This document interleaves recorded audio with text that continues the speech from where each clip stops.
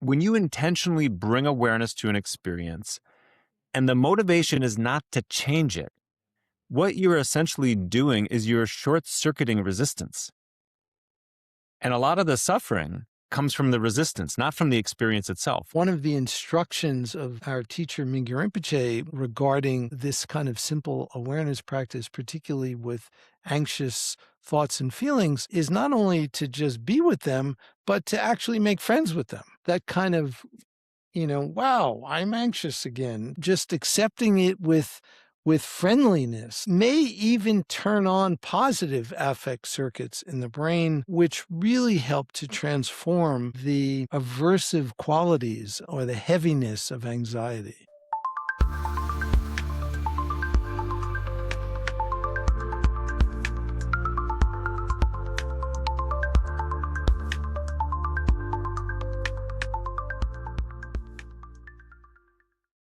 Welcome, everyone, to another episode of Dharma Lab. I am Cortland Dahl. I'm here with Dr. Richard Davidson, who most of you, if you've been watching, all know as Richie. And today we thought we would tackle the topic of anxiety, but from a very specific angle. I think all of you who have been following us know that we have a new book coming out this March on the science of flourishing. And we talk specifically about these 4 core dimensions of flourishing and the fact that these are really skills, that these are practices, and they can help us navigate all the many things we face in life. I, in my own life, have struggled with anxiety, or I did in particular early on in my life when I was a teenager and in my early 20s when I was in college. And it turned out to be a real blessing in disguise because it's really what prompted me to start looking at myself, at my life, to look for tools that I could use to work with a lot of the anxiety and the stress that I was facing. And it became really a catalyst for my whole life and my whole life journey. And to the point where I think the experiences I have now, for example, doing things like this, public speaking, sometimes in front of thousands of people, I would never have believed back when I was 19 or 20 that I would be doing that. And not only doing it, but doing it without getting totally overwhelmed by anxiety. So we are living in the so-called age of anxiety. And we wanted to talk about these core dimensions of well-being and how powerful they can be in helping us deal with anxiety. So that's the topic for today. As always, we'll talk about the science, we'll talk about some practices, and especially very practical things that we do in our lives and you can do in your life to deal with this. So Richie, I'll kick it over to you. Maybe just share a little bit. You've been studying anxiety as a scientist for much of your career. You're one of the world experts on the neuroscience of emotions, including challenging emotions like anxiety. What do we even need to know about anxiety besides just the obvious stuff of how horrible it is to be stuck in loops of anxiety? Yeah, there's a number of things to say about anxiety. The first is that it's probably the most prevalent symptom that we all experience, and everyone experiences anxiety at times, and it's kind of like a normal distribution. So we might label a person as having an anxiety disorder who is on an extreme end of the continuum, but I think if we're all honest with ourselves, almost all of us have some degree of anxiety at least some of the time. And so the first thing is simply that it's actually a common symptom that we experience.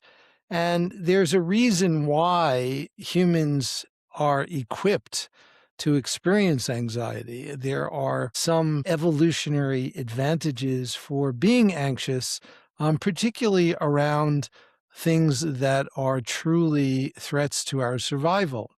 And in our evolutionary past, those threats were physical kinds of threats. And today, our minds and our brains have co-opted the machinery that was used to address physical threats and utilizes that same machinery for threats that we invent in our own mind, that we think about, that we might anticipate might occur in the future. So anxiety is very much a future-oriented kind of issue. It tends to be associated with events that have not yet occurred that we often anticipate or imagine. One of the things that is often the case is that what we imagine is a lot worse than what actually ends up occurring. And it's one of the many modes of feedback that we get about this. And this relates to another issue we've talked about in Dharma Lab previously, and that is that the brain is a prediction machine. We make predictions about the future. And when we're anxious, we're making predictions about some future event that is uncertain and potentially problematic and threatening in some way. And that is typically an occasion for anxiety. Is it safe to say that, in a way, anxiety is the expression of our brain and our nervous system trying to keep us safe, but just doing it really ineffectively at times, sometimes effectively, but sometimes ineffectively. But that's in a way a part of what's going on with anxiety. Yeah, I definitely think so. And so I think this is a super helpful insight because if we can use the experience of anxiety as a reminder that actually it's part of, what we've talked about again previously in Dharma Lab as part of our innate basic goodness. That is, we're built to actually care for ourselves and to flourish. And this is actually part of it because anxiety is about ultimately being safe and secure. And the fact that we are experiencing anxiety means we actually care about ourselves. And often it might be about others. We care about others. And so that's an extremely helpful insight to loosen the grip that anxiety might have and to help illustrate that not all of anxiety is, quote, bad. Yeah, I mean, when I think back to when I really struggled with anxiety, it feels like such a personal defect. And I would get really hard on really down on myself for like, why am I doing this? Why do I get stuck, especially in rumination? Like, why am I just stuck in this toxic loop of thoughts? But it does show that actually there's something really quite wholesome and in a way kind of amazing about anxiety, and that it's something that it's basically the brain trying to anticipate bad things that could happen so that we're prepared for them. And we're just oftentimes in circumstances for which our biology is not particularly well adapted. It's very, you know, millennia and millennia of evolution, countless generations of evolution for being out in the wild, for example. But how many generations have we had for being in an office building, right? Like and so it's like we're kind of interpreting things as best we can, and it just our system hasn't really caught up to that.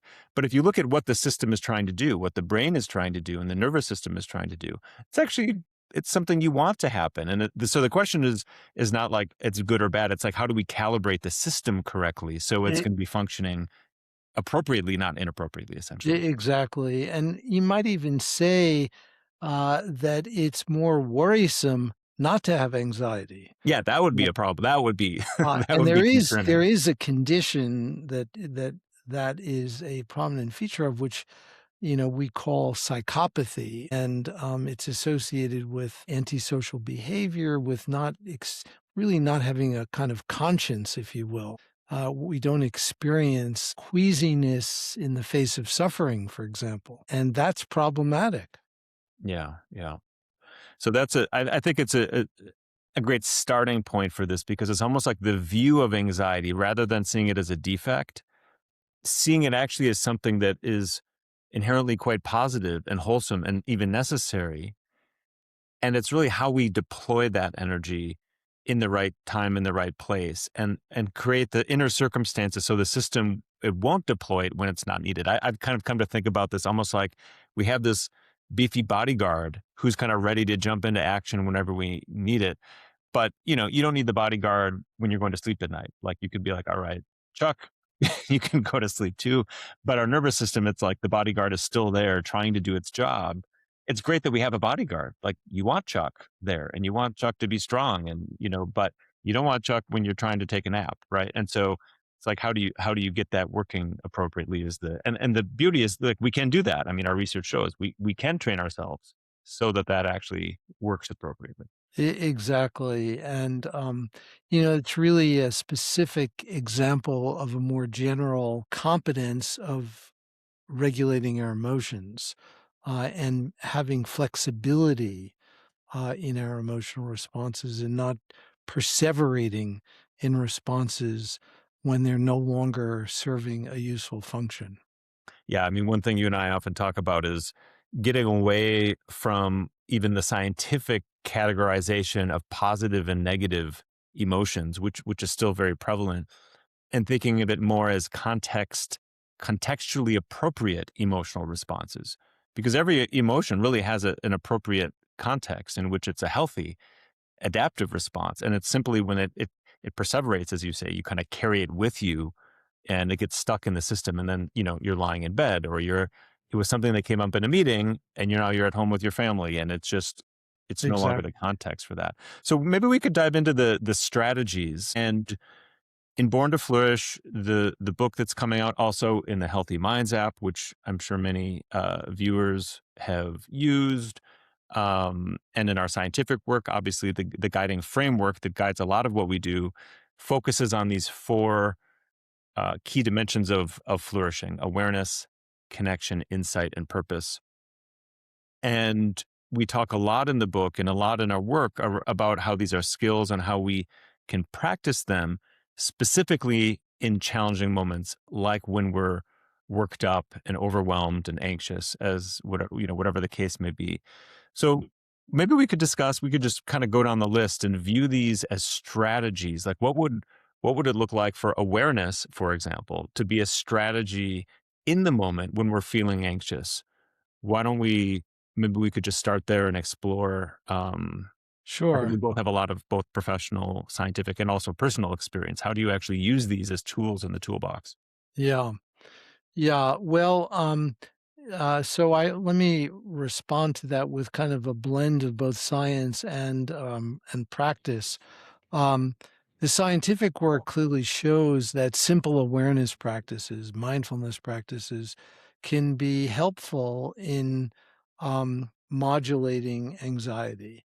And what that might look like is to be aware of the actual responses that anxiety is comprised of.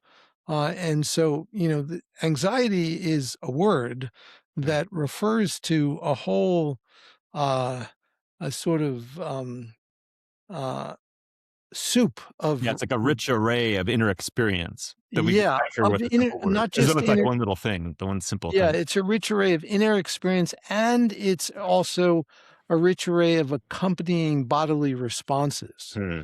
Um, and uh, so there's a lot going on. And one strategy is simply to become aware of what it is that's actually happening when we say we're anxious. And it's kind of remarkable because um, rather than getting fixated on the idea of anxiety, if we can actually become aware of what is actually happening in our mind and our body, it actually one of the things we notice first is that it's actually changing all the time, and so it's not just one thing. It's more porous. It's not so solid, and simply becoming aware of that is really helpful. We can also take a few deep breaths and simply be aware of our breathing. And so, one of the strategies, related strategies, is to use awareness of something that is not associated with the anxious response. So, we can become, if we're breathing deeply or slowly, we can become aware of that. We can also um, really become aware of something very different. For example, sound, just something that has nothing to do with our anxiety, and just rest our awareness on that. And that is something that we know from scientific research can be very beneficial. Um, so there are many strategies that we can explore just with the simple quality of awareness itself. And it's really interesting because the examples you just gave there, Richie, are exactly what I did as a 19-year-old kid at, going to university when I was really struggling with anxiety. It actually was exactly those things you mentioned. So as you know, you've heard me talk about this before, but one of the things I learned, I had read a book called Wherever You Go, There You Are by John Kabat-Zinn, who both of us know very well. You've known him for decades and decades. But that book was one of the early influences for me. And a lot of it was just feel what you're feeling rather than fighting it, trying to push it away. It's actually just open up to what's going on. And so I would do that. I would do that all the time, especially when I was working, delivering pizzas, which was my kind of, side hustle in college. Just if I started getting anxious, just bring awareness into my body and literally just feel like, oh, what does anxiety actually feel like? Not to stop the anxiety or to change the anxiety, but really to understand it, to just see it clearly. And what I noticed, and I think it maybe wasn't so clear at the time, but looking back on it, when you intentionally bring awareness to an experience and the motivation is not to change it, what you're essentially doing is you're short circuiting resistance. And a lot of the suffering comes from the resistance, not from the experience itself. Like the feelings in my body, it was a little unpleasant, but it wasn't like so horrible. It's somehow like this emotional atmosphere of like, I hate this. A lot of the suffering is in that emotional atmosphere. And so if you're like, oh, I'm just going to feel this, I'm just going to observe this, that just goes away. So that was super, super helpful. And oddly enough, the other thing I did all the time was awareness of sound. And one thing I learned, nobody told me to do this. I did it somewhat spontaneously. But here, it's kind of rather than going into the difficult thing, which is helpful to do some of the time, sometimes go to the stuff you love. Yeah. And nobody told me that. I wish somebody had told me that. And luckily I stumbled upon it. So I would sit, like my friends would go out, at night. I had roommates at the time. I would put on my headphones and I would sit on the couch, sometimes for hours, and just completely immerse myself in music, but really listening, like mindful, aware listening. And so it was meditation, but with something I loved and something that was nourishing. I remember going for walks with my headphones on, and that was the first time I would say I really, not the first time, but certainly an early memory of just joy. And there's something like we listen to music, or some people do anyway, but oftentimes, we're doing other things. We're kind of half aware. But when you take music or something, anything you really love, and you really give it your full attention, it's awe, it's joy. I mean, it kind of fills your tank up. So as a strategy, awareness, I think for me specifically, I found that so, so helpful. And it was a huge part of, for me, shifting the kind of the trajectory of my anxiety at the time. What, No, I so let think me, those are let me, great let me, examples. let me ask a specific question, because I'd love to get your neuroscientific expertise on this. So I have many moments that I can remember at the time and from my life where I would catch myself. I'd be, all of a sudden my mind is churning out thoughts like something, just a negative expectation about something would happen. Like, oh, this is going to go wrong, or what if that happens, or whatever. And there's that anxious feeling. And at first it's kind of being caught up in it. And then there's a moment of like waking up to it, like, oh, I'm anxious. And suddenly there's a little spark of what we would call meta awareness. What's going on in that shift? Like, what do you think's coming online when you shift from being lost in it to suddenly there's just some space around it and you can do something like bring awareness into your body or breathe or whatever you want to do? Yeah. So I think that, it's a great question. I think that when we get lost in our thoughts, the default mode of the brain is, I think, clearly active. The default mode is the network in the brain that is active when we're not engaged in any other kind of demanding task. It's often associated with mind wandering and with what we call in the trade self-referential thought, thinking about ourselves. Um, uh, Everyone's favorite topic. yeah, everyone's favorite topic. So, and in the moments when there's more space, it could be that the central executive network area of the brain that is important in intentional kinds of activity is modulating uh, activity in the default mode, maybe inhibiting activity in the default mode, giving us a little bit more space. In addition, one of the instructions of our teacher Mingyur Rinpoche regarding this kind of simple awareness practice, particularly with anxious thoughts and feelings, is not only to just be with them, but to actually make friends with them. And so that kind of really, wow, I'm anxious again. Just accepting it with friendliness may even turn on positive affect circuits in the brain, which really help to transform the aversive qualities or the heaviness of anxiety. So it seems like that. So this first strategy to kind of boil it down to, these four strategies, this one being in the bucket of awareness, I would say there's kind of two variations that we've talked about here. Strategy one would be when you notice yourself getting anxious, bring awareness into your body and just get, like you're saying, Richie, get curious, kind of a warm attitude, a friendly attitude of just, oh, where do I feel that? What does it actually feel like in the moment?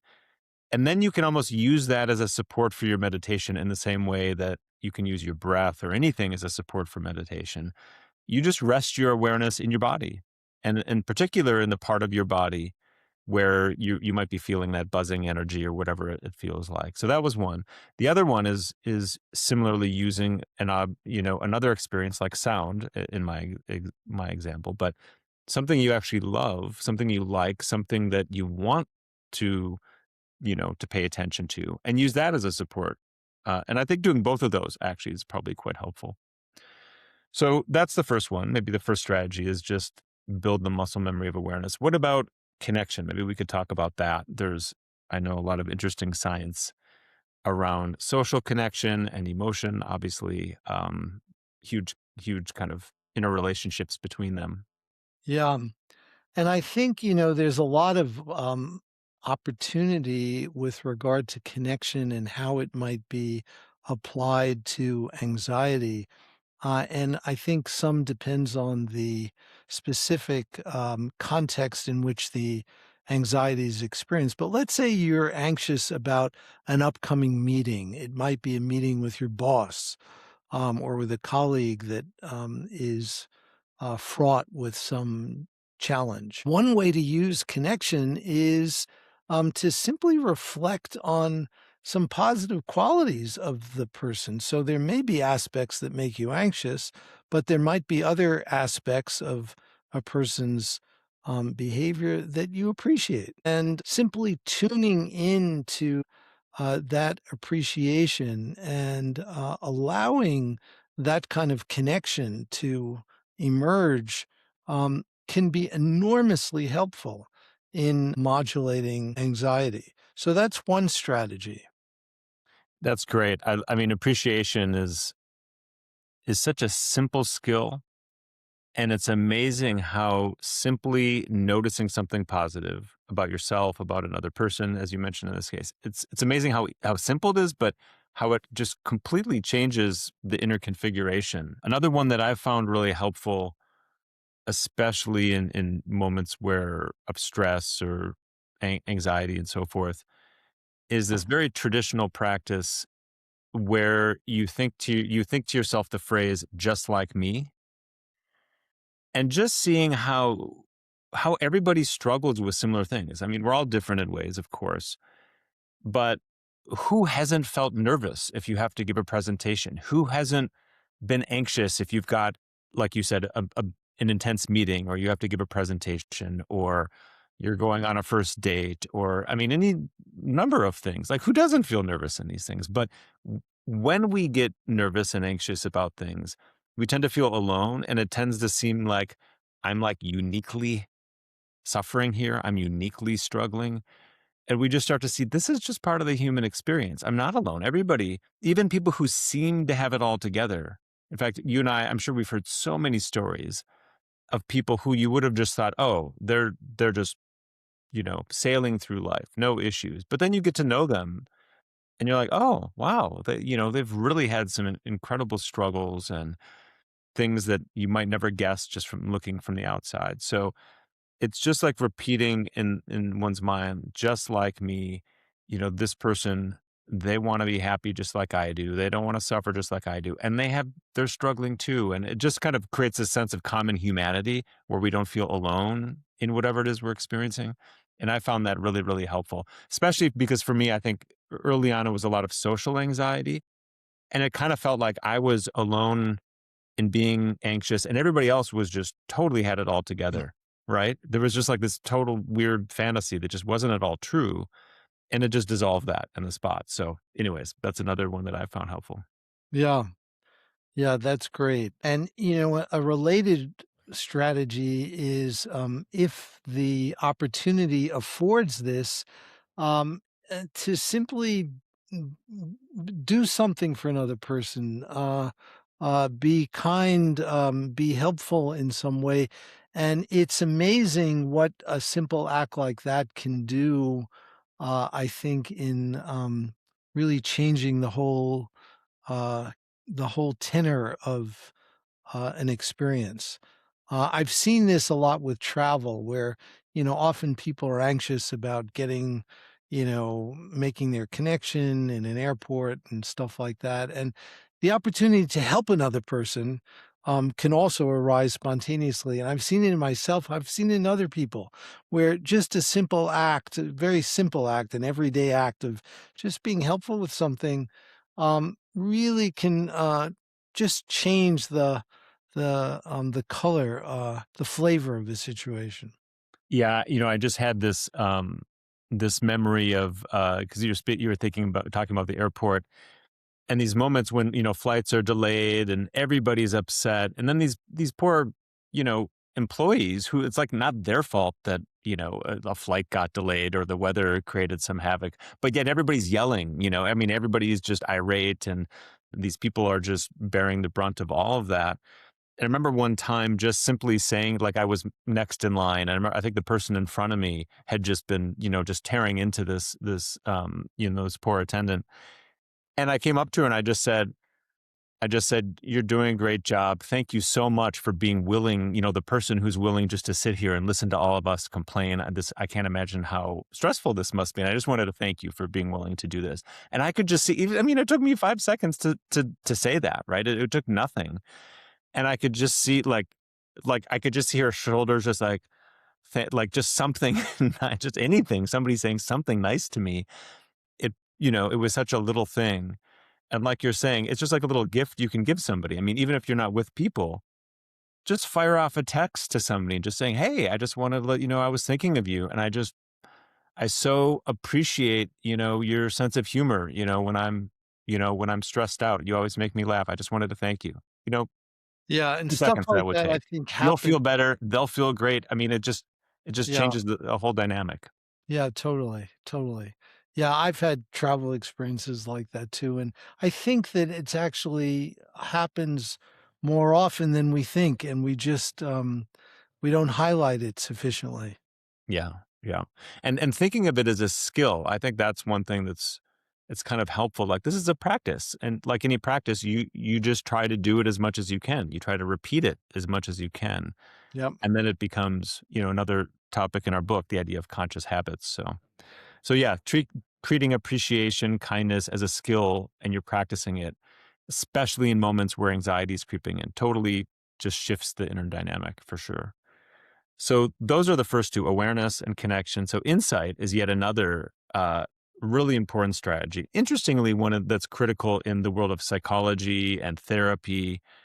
In many ways, a lot of what's happening in there are basically insight strategies. But maybe we could talk about insight and how we can apply that skill in these moments. Yeah. So, yeah, insight I think is a particularly important one for anxiety. When we're anxious, we have certain thoughts and beliefs and expectations about ourselves and the world.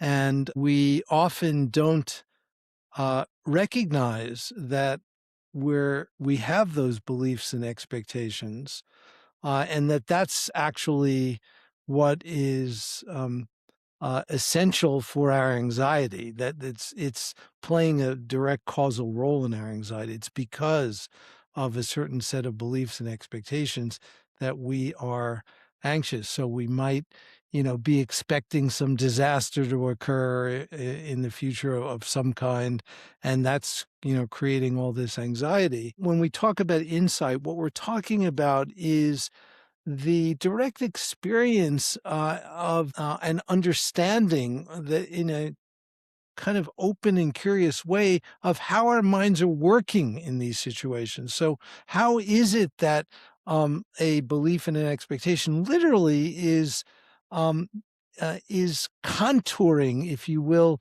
how we perceive the world? It is because of those beliefs and expectations. And the fact is that everybody has beliefs and expectations. It's not that, just the anxious people have beliefs and expectations. We all have beliefs and expectations. And those beliefs and expectations are literally defining the realities in which we live. Um, and insight is about recognizing that. And when we recognize that we have beliefs and expectations um, that are essential, that are critical in how we are perceiving the world, it loosens the grip that those beliefs and expectations have. And even just recognizing that we have beliefs and expectations which are affecting how we view the world is itself a huge step in the right direction. Um, so this can be enormously helpful in addressing anxiety because it is a function of these beliefs and expectations that we become anxious. Yeah, it's so paradoxical, but it really is just seeing that there are beliefs and expectations happening. Because I mean, what's usually going on is that we have beliefs and expectations, and we don't think of them as beliefs and expectations. They're reality. We just see, it's like we're seeing something through colored lenses, and we We just see the assume. product of the beliefs Yeah, and exactly. And we don't see that it's being shaped by the beliefs and expectations. We just think, oh, exactly. we're just seeing the world as it is. That's just how reality is. Not like, oh, I have certain beliefs and expectations, and they're shaping how I'm seeing the situation.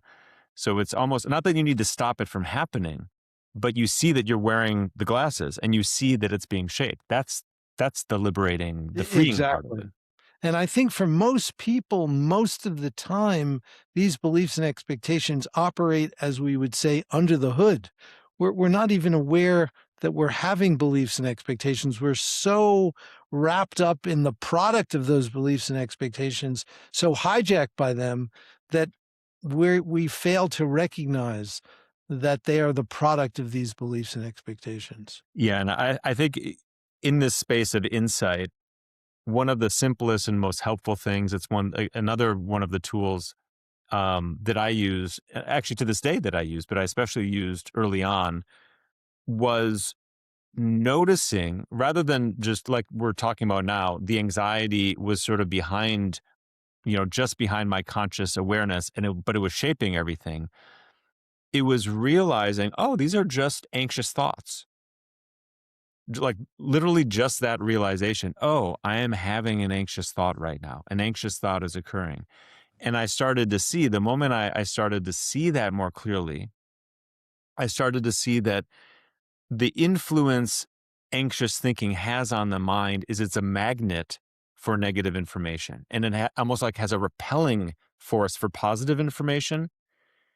And that was kind of fascinating. I started to see, oh, when I'm thinking like this, my mind just like a magnet latches on to these negative outcomes, negative scenarios, negative interpretations, and it like there's no space for anything positive in that scenario. And again, it wasn't that I needed to stop the whole thing from happening, but by realizing, oh, this is just a thought. It's just an anxious thought. And it's doing that thing that anxious thoughts do. It totally uncoupled the thought process from my perception. So I could see it, oh, this isn't necessarily reality. This is just what happens when the mind is filled with anxious thinking. You will perseverate on negative things and you won't be able to see positive things. And that's just what's happening. That was kind of fascinating to me. And then to your point, it became kind of interesting at that point. Like, oh, that's sort of interesting. Like, look what happens when I think like this. And it became almost like yeah, like quite a lot of learning happened actually in that space of observing how it works. Yeah, and I also think it's helpful in interacting with others because we recognize that they also have beliefs and expectations. Everybody has beliefs and expectations, and so if they're seeing the world in a way that's somewhat different from us, it's because they have another set of beliefs and expectations, but they're all just beliefs and expectations. Yeah. Yeah. And exactly. And then you can start to see, I mean, it again, that also becomes interesting because you start seeing, oh, they have their own inner paradigm that they're running right now. It's like they have a script. We're all running a Yeah. script, right? Yep. But they're not always the same script. Like I have the anxious script and like, oh, this other person, they have the short fuse, frustrated script, like whatever it might Yeah. be. But they're all scripts, right? We're all just, kind of running these different things, but not realizing that it's kind of like a program. So that's another one. Again, I think especially, I mean, all of these are helpful, but as a strategy, noticing the beliefs, the expectations, and the thoughts that are kind of happening on that basis, and then just seeing them clearly, just getting curious about the influence they're having on the mind. I think that's a hugely, hugely helpful one. So we've got awareness, connection, now insight. The fourth and final one is purpose. This is, I think, a especially interesting one with anxiety. I definitely have some thoughts on this, but where would you see purpose as a strategy? Any thoughts on how purpose could be a strategy to deal Yeah, with I anxiety? think that purpose is another skill and component that can totally change the coloring of an experience. Really dramatically. And so, just to give a very concrete illustration of this, in research that we've done with school teachers, where we're using the Healthy Minds program and they're learning awareness, connection, insight, and purpose. One of the things that we found is that purpose in particular is enormously powerful.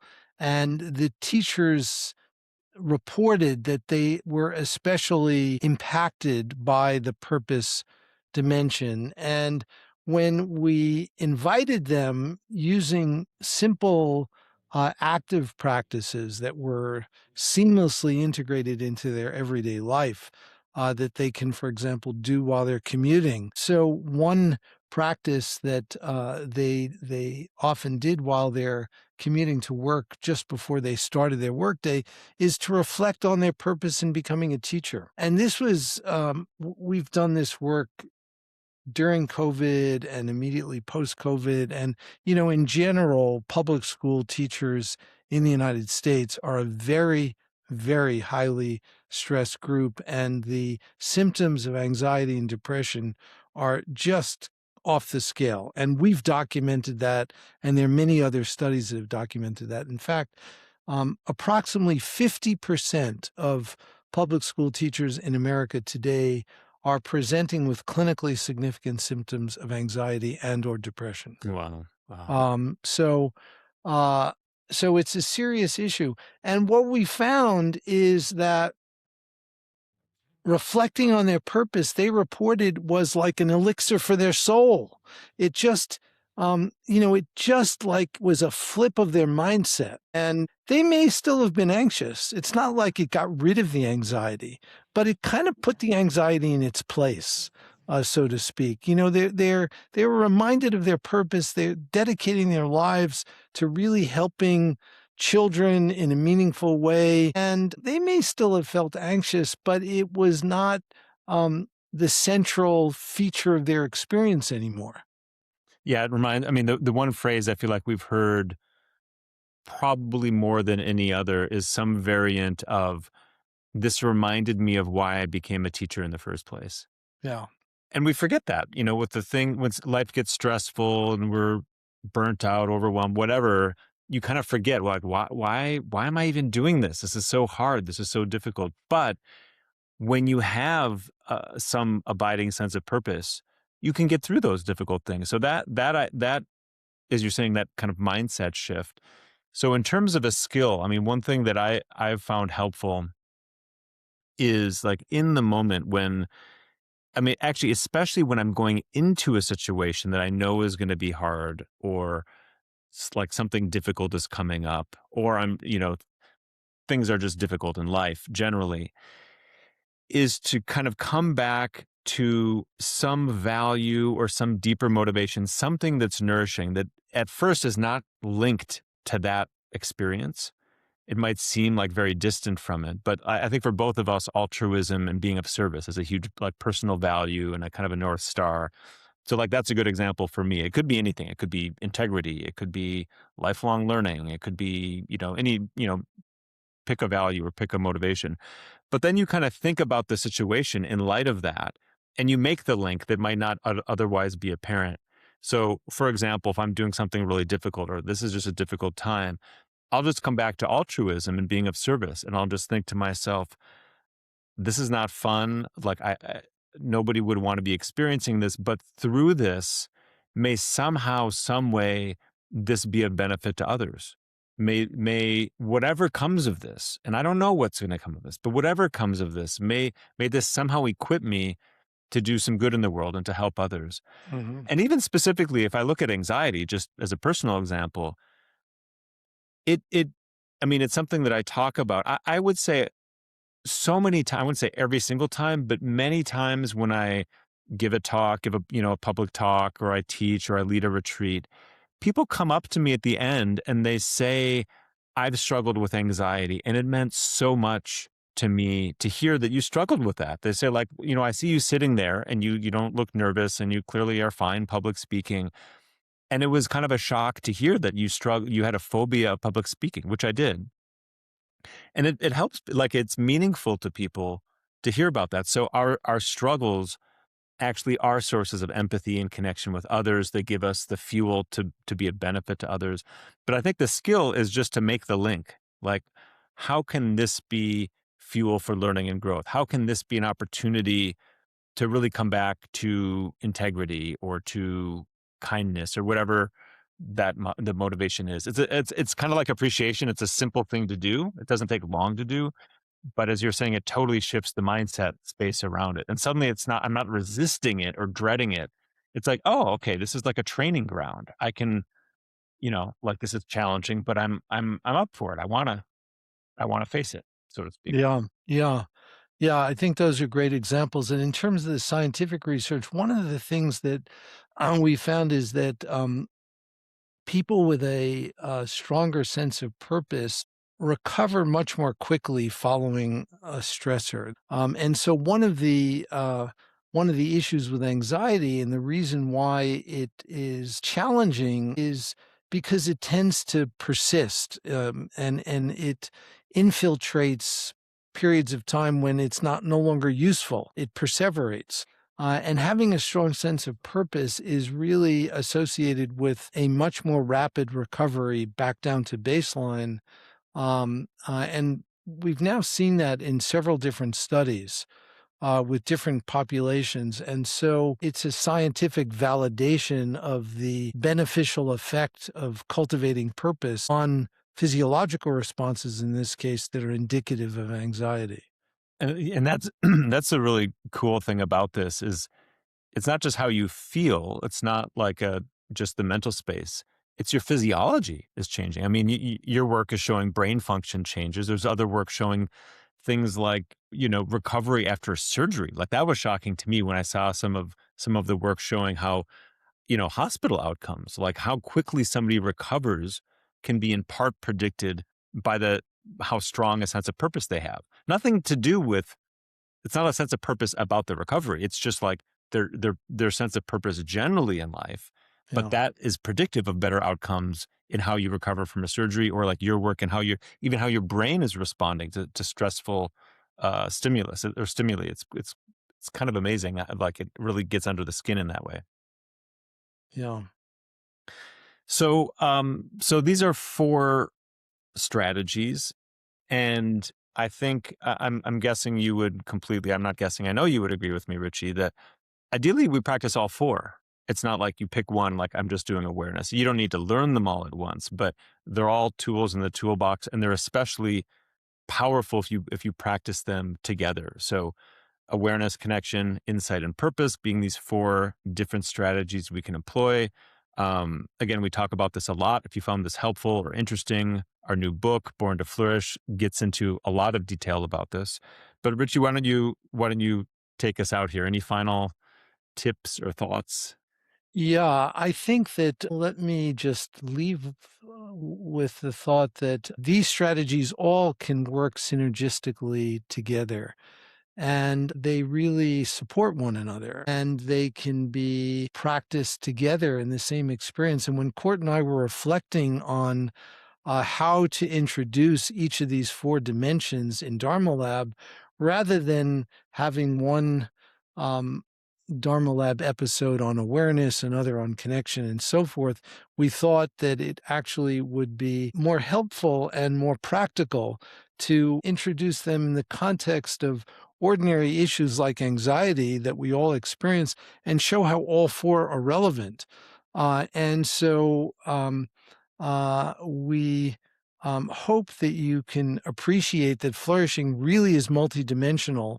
And when we have these skills at our fingertips, we can deploy them, and we might use more of one in certain context and another skill in another context, but we also can bring multiple skills to bear in any particular context. And this just gives us a rich kind of armamentarium of skills to enhance our flourishing. And so we really hope that it's been practically useful as well as intellectually illuminating. And you can read more about it in Born to Flourish. Thank you so much, Richie, and thank you everyone for tuning in for another episode of Dharma Lab. As Richie said, hopefully you found something interesting and helpful in this, and we look forward to seeing you at another episode sometime soon. Take care.